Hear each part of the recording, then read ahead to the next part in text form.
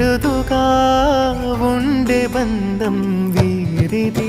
ఈ తమ్ముడే తన అక్క కమ్మై లాలించే లాలించే, అక్కకే తను కన్న తండ్రై పాలించే పాలించే.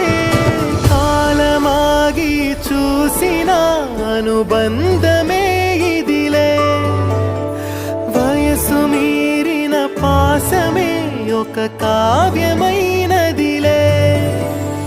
రేపలా ఎప్పుడు కంటి పాపగ కాచులే.